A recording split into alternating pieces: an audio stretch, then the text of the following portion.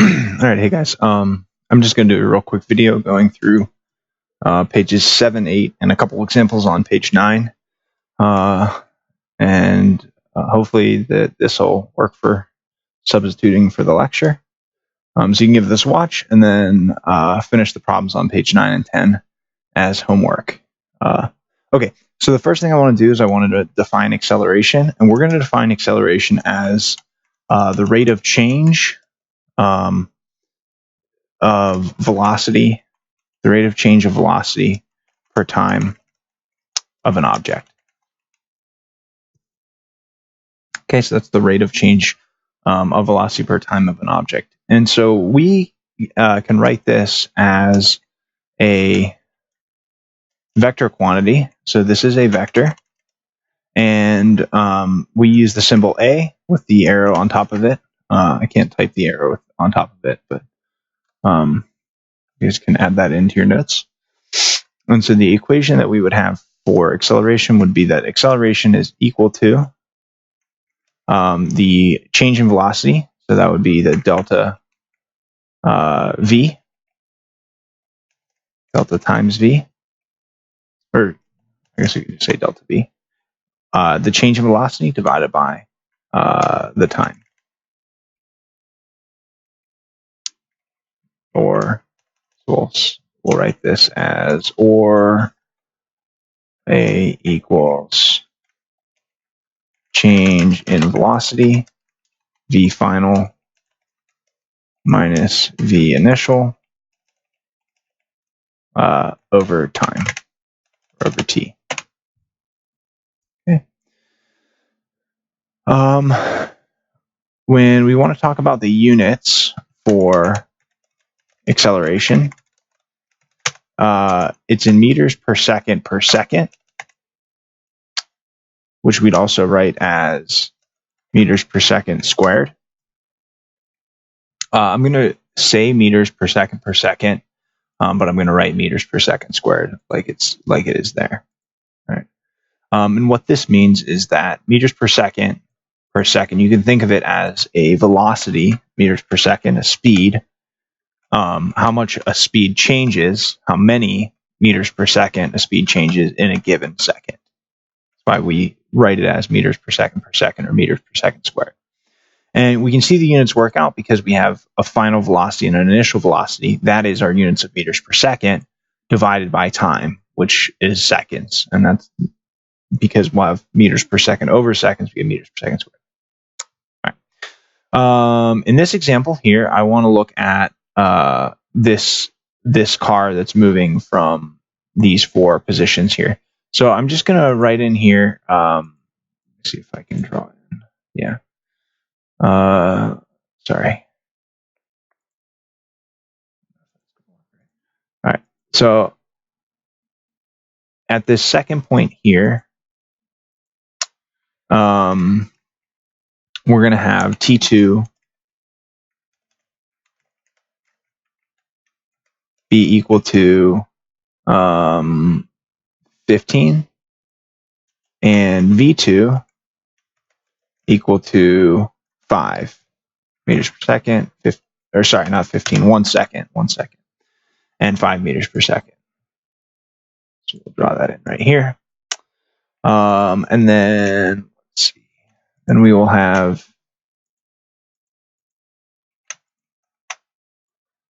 right here, this will be time 3, velocity 3 will be 2 seconds and 10 meters per second. And then finally at point 3 here, we'll have time 4 and velocity 4. Time 4 will be 3 seconds, and velocity 4 will be 15 meters per second. So what we can see here is that as the time passes, as I go from 0 second to 1 second to 2 seconds to 3 seconds, my speed is increasing from 0 to 5 to 10 to 15. And so I get a little curve. If I'm looking just mapping the positions here, I'm going to see that as I connect the dots here, I'm covering a greater amount of time in the same, or a greater amount of distance in the same amount of time. And I get a little parabolic shape here, like an x squared. Okay. What we can see here is that because each second my velocity increases by 5, so it goes from 0 to 5, 5 to 10, 10 to 15, that my acceleration would be equal to 5 meters per second squared. Right there. Move this over here. All right. Okay, so that is the basic definition of acceleration. Let's look at an example here. So bottom of the page, you'll see the positive acceleration versus negative acceleration versus deceleration. What does that mean? Okay. So this kind of copied a little bit weird, but that's okay. This first table here is time versus velocity, and we have a positive acceleration of 10 meters per second squared. And so in this case, if I'm increasing my speed each second 10 meters per second, then that means if I'm traveling at 10 meters per second at time 0, after one more second, I'll be traveling 20. And after one more second, I'll be traveling 30 and 40 and then 50. And if my acceleration is now negative acceleration, let's say minus 5, and I start with an initial velocity of minus 15, then I do minus 15 minus 5, so that gives me minus 20, minus 25, minus 30, and then minus 35. And so what I want you to see here is this number is getting bigger. The number is getting more and more negative. And here it's getting larger, it's getting more and more positive. So in both of these cases, we could say that the object is speeding up. Here, and then if we go over here, this would also be speeding up. All right. Now, if we look at this third one, which says deceleration, a equals plus 7, and my initial velocity is 28. So now I start at 28, and I'm adding 7. So now my velocity becomes less negative each second. I go from negative 21, negative 14, negative 7, and then to 0. And so in this instance, I would actually be slowing down. So I have a positive acceleration, but I'm slowing down. Right? So you can wrap your head around that a little bit. Just because you have a positive acceleration does not mean that you're speeding up. The positive just indicates which direction that you are accelerating in. Since my car was, in this example, was going in the negative direction, a positive acceleration actually slows that car down. And likewise, if I have a negative acceleration and a positive velocity, then each second, once again, it slows down by 8 each second. And so I get 40, 32, 24, 16, 18. The numbers are getting smaller. And so once again, I am slowing down here. Okay. All right, so we can flip to the next page, page 8. And here you'll see the chart below like this. All right, and we've got pluses, we've got plus minus, and then this idea of position of velocity and acceleration. This is a little bit larger on yours, on your note page, but what we're looking at is we're looking at a number position about some origin 0. And so what I'm going to do is I want to define the position as either being to the left or the right of the origin, the direction of the velocity to either be towards or away from the origin, and what's happening to the speed increasing or decreasing based on position of A, velocity, and acceleration. Okay, so let's look at this example. If I have A, an object, and let's say that it's at this position here, which is a positive position. Okay, so a positive position, call that A. A positive velocity means that the velocity is headed in this direction, and a positive acceleration means that the acceleration is also in this direction.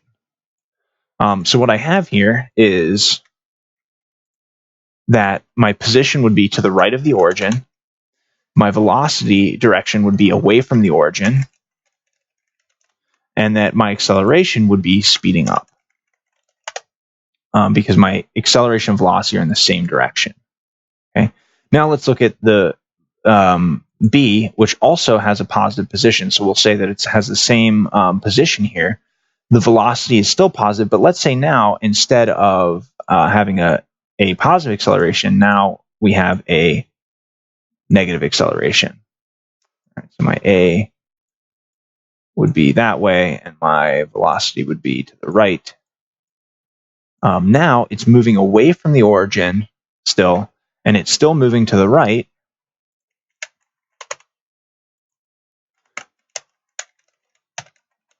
However, it's actually slowing down. The acceleration is pulling the object backwards.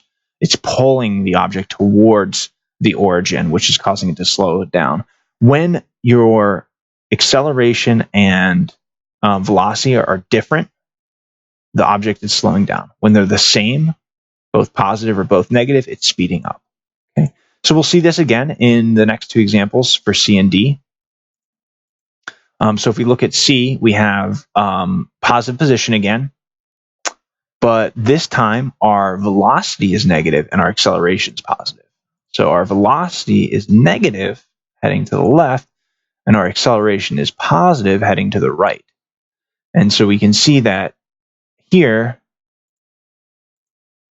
my position again would be to the right, but my velocity is towards the origin. And because my velocity is towards the origin, but my acceleration is pulling it to the right, that means this object is, in fact, slowing down as well. All right. Again, when velocity and acceleration are different signs, the object's slowing down. All right. And so we can see in our final example here, if we make the acceleration also negative, then that means that both velocity and acceleration are in the same direction. Position is to the right. It is still moving towards the origin. And it is, in fact, speeding up. So if you want to pause the video for just a minute or two and try and fill in these four, and I'll let you guys try that. See if you can fill in the correct position, left or right, velocity direction to and away from the origin, and then the acceleration, speeding up or slowing down. And then if you resume the video, I will go over the answers. Okay, so hopefully, you gave that a shot and you found that all these were negative positions. So they're all, some point on the axis over here, some object over here. These positive velocity ones mean the velocity is going toward the origin here. And so we have in both these cases with the positive velocity, it's traveling towards the origin in both E and F. And if I have a positive acceleration here, that means my acceleration is in this direction, right here. That means these objects or the velocity and acceleration are in the same direction. So we'll get a object that is speeding up toward the origin. If the acceleration is negative, then that means it's going to the left, and so it would be slowing down. And then finally, with these two, we have a negative velocity and a positive acceleration. So this one would be slowing down. They're going in opposite directions. The velocity is moving to the left, but the acceleration is pulling it to the right. So here it's moving away from the origin, but slowing down. And then finally, it's moving away from the origin and speeding up. All right, so hopefully that makes sense. And if you need to ask me questions on a later date, you can on Thursday. All right. So for the example problems, I'm just going to go through the first one and the third one, and then I'm going to let you guys have the rest of class time to work on the other ones on page 9. So there'll be 2 and 4, and then the 4 examples on page 10, and I will check those on Thursday. Okay, so for these equations, we there's going to be two equations that we use for these problems. The first one is going to be velocity equals distance over time, or speed equals distance over time. We're pretty much going to interchange speed and velocity for these types of problems because we're not going to be concerned with the magnitude as much, or sorry, the direction as much. We're mostly concerned about the magnitude. So we're going to see that most of these problems say speed in them. Just to go back up to the beginning, I actually want to rewrite this equation here so I can draw it a little bit nicer if you guys want to see what it would look like. So it would be A vector equals delta V vector over T. That's what this one is. Another way to write that would be V final minus V initial. I'm actually kind of impressed that I can draw so well with my mouse. You know, it's pretty dope. Technology, my friends. It's a great thing. Okay, so there's our nice equation that we have. All right, we're going to be using that one again. All right, so let's go back down here. The acceleration equation I'm going to write here in number 3 because that's the one we're going to use. So we're going to use acceleration equals V final minus V initial over time. All right. So what I would like you guys to do is to write out what you know. So in this equation, they basically give us two things. They give us the speed of the rocket. We want to know what is the speed of the rocket. So speed that travels 9,000 meters in 12.12 seconds.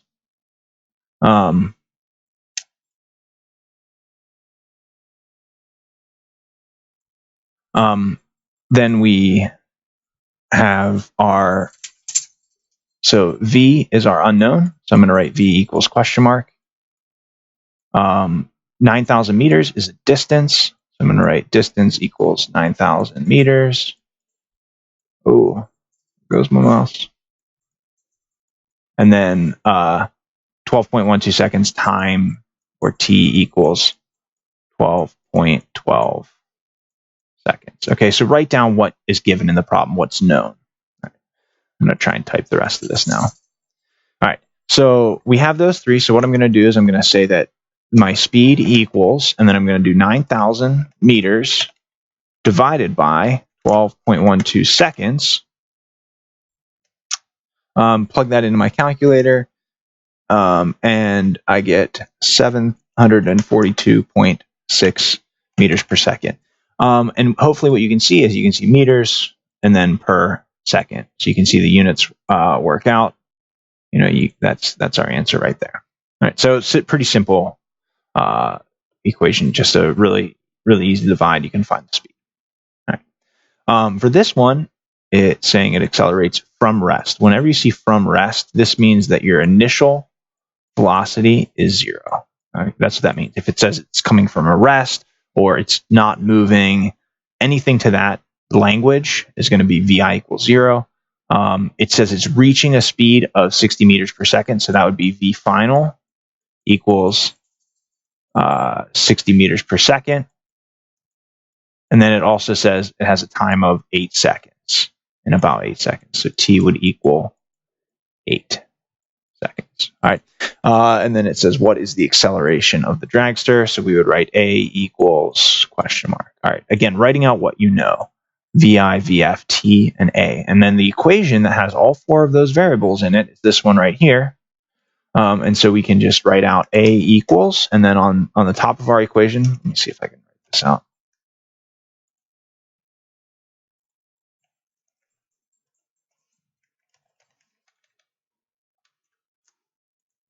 Okay, so A equals V final, or well, we'll just plug in. So we'll plug in 60 meters per second minus 0 meters per second. And then all that is in parentheses divided by my time of 8 seconds. So I want you to see what happens here is I have this equal to 60 minus 0, we do that math first, gives me 60 meters per second divided by 8 seconds. And so I do 60 divided by 8, and I get meters per second per second. So I get 7.5 meters per second, which is really meters per second squared. Oops. So I could write that as 7.5 meters per second squared.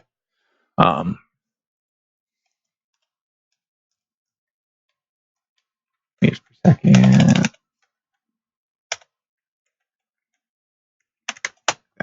Okay, so that's it. This would be our answer here. Highlight it, and yeah, that's it. So if you guys want to finish up the rest of this problem, these two problems on page 9, and then do page 10 for as well, and then have that done for me for Thursday. Okay. Hopefully this video was helpful, and I'll see you guys then.